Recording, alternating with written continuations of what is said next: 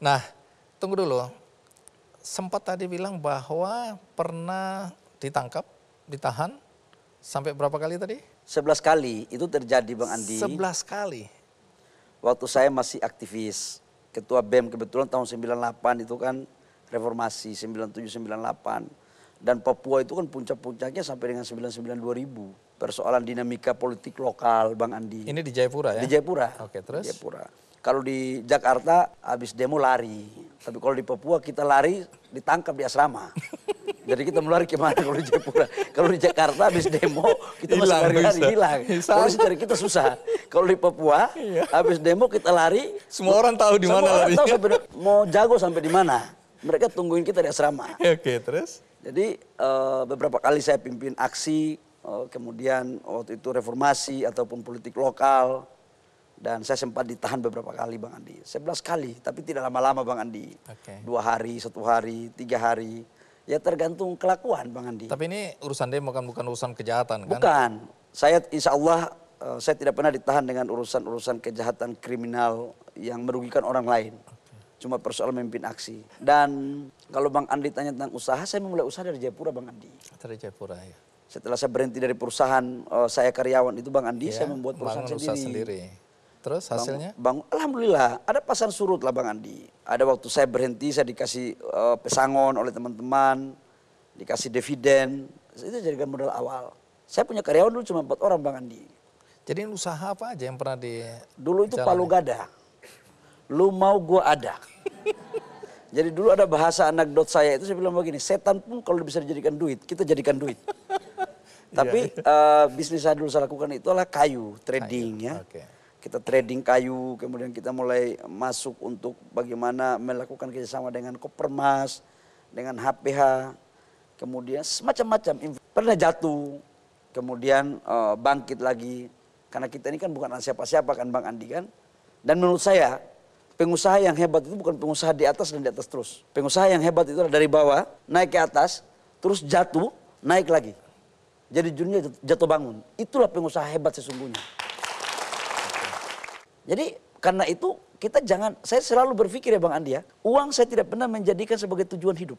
Jadi apa yang menjadi tujuan hidup? Tujuan hidup saya adalah bagaimana menjadi rahmatan lil alamin, berguna bagi orang lain. Uang itu hanya fasilitas saja, fasilitas untuk saya berguna bagi orang lain.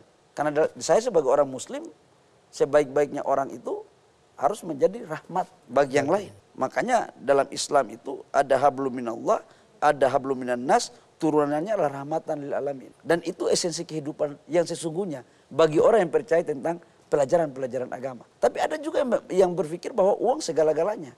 Tapi Bang Andi jangan juga ini, kalau kita nggak punya uang hidup pun susah Bang Andi.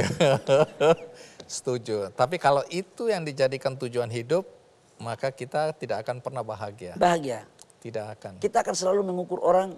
Saya kan udah pernah merasakan hidup susah Bang Andi. Hidup susah udah pernah.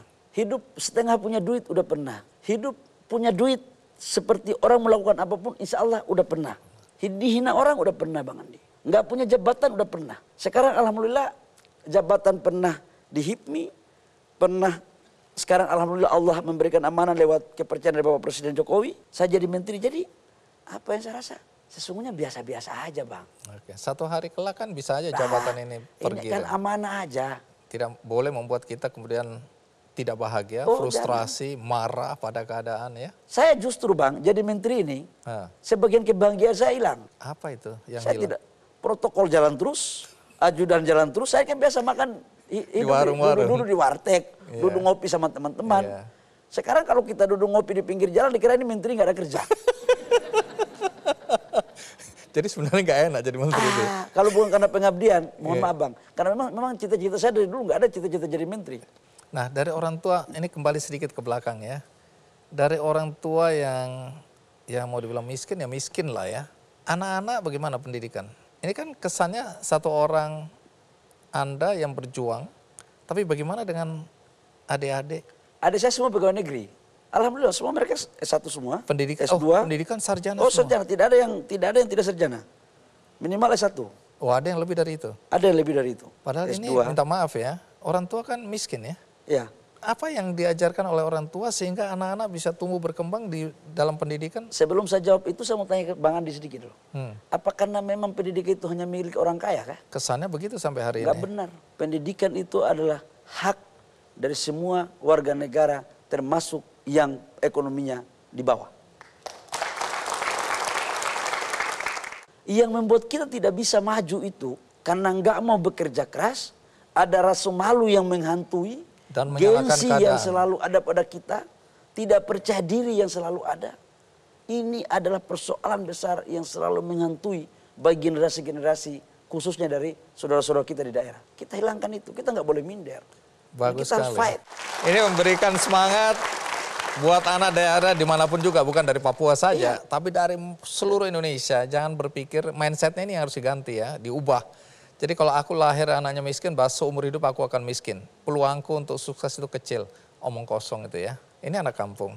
Baik, jadi Anda ini kan aktivis ya, dari zaman kuliah aktif, kemudian di organisasi, pengusaha aktif ya, dan kemudian hari ini kita lihat Anda pada posisi sebagai menteri. Ini pencapaian yang kalau lihat cerita Anda dulu kita nggak percaya.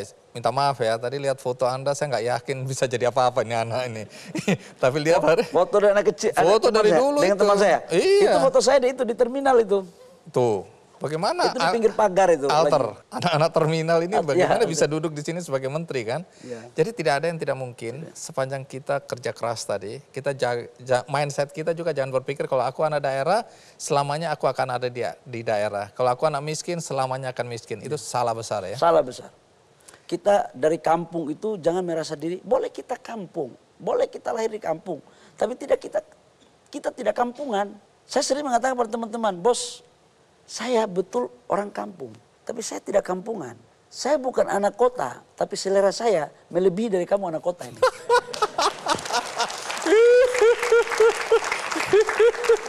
Iya. Percaya. Itu. Tapi tunggu dulu. Apakah ayah dan ibu sempat melihat Anda sukses? Saya kalau ayah saya meninggal sebelum melihat saya sukses. Meninggal pada saat Anda Masih jadi karyawan Bang Andi. belum 2003. sukses. Ayah saya meninggal 2003. Itu saya masih jadi karyawan. Tapi waktu itu saya sudah menyampaikan kepada ayah saya dan ibu untuk stop kerja. Biar adik-adik semua saya yang Tanggung. tanggung. Kalau ibu saya alhamdulillah sekarang masih ada, masih sehat. Sampai hari ini? Sampai hari ini. Jadi dilihat anaknya jadi menteri? Iya, waktu Anak saya yang- dilantik pun datang. Nakal itu bisa. Tunggu. Saya ingin tahu apa komentar orang tua ketika ngelihat anaknya jadi menteri? Bangga lah kali ya. Oke. Bangga, dan waktu saya dilantik, pertama yang saya hubungi itu adalah mama saya. Reaksi dia apa? Malah tanya, jangan kau tipu-tipu mama, betul gak? Jadi orang tua nggak percaya. Ini anak kejahatan Mak ini. saya sama saya itu kan suka bergurau, saya bergurau sekali Jadi sama dia mama saya. ngeliatin anaknya bercanda Iya. ini. Karena mama saya itu ekspektasi anaknya udah selesai. Oke, dia anggap udah hebat. Udah ini. hebat, udah jadi ketua umum HIPMI Iya. pusat. Jadi ekspektasi hidup saya itu Bang Andi Melampaui. sudah melampaui. Jadi saya jadi menteri ini bonus Bang Andi. Nggak pernah bermimpi Bang Andi. Jadi ini antara ada dan tiada pun sudah. Serahkan netin tulus. Oke. Tapi kalau ekspektasi saya waktu itulah jadi pengusaha. Jadi ketua umum HIPMI itu ekspektasi saya. Dan sudah. Dan sudah tersampaikan. Iya. Sudah. Artinya sebenarnya udah anggap ada puncak dari mimpi itu ya. Ya. Tapi ternyata Tuhan kasih Tuhan, lebih. makanya kita jalankan sekarang untuk urus orang, urus rakyat. Oke. Urusan kita pribadi udah selesai. Saya lah ya? tidak menganggap jabatan menteri itu jabatan gagah-gagahan bagi saya. Oke. Ini tanggung jawab. Ini tanggung jawab moral. Saya tahu ini ada amanah yang lebih besar yang Allah berikan lewat Bapak Presiden Jokowi untuk kami membantu dalam rangka mengurus rakyat, mengurus lapangan pekerjaan, membantu orang susah lewat kebijakan dan kewenangan yang ada pada undang-undang dan regulasi yang ada di kementerian kami. Urusan duniawi udah selesai lah ya. Insya Allah lah Bang Andi. Ayah saya itu sakit pun dia kerja. Karena dia ingin mewujudkan tanggung jawabnya untuk menafkahi anak-anaknya. Tanpa dia harus menaruh tangannya di bawah untuk meminta kepada saudara-saudaranya.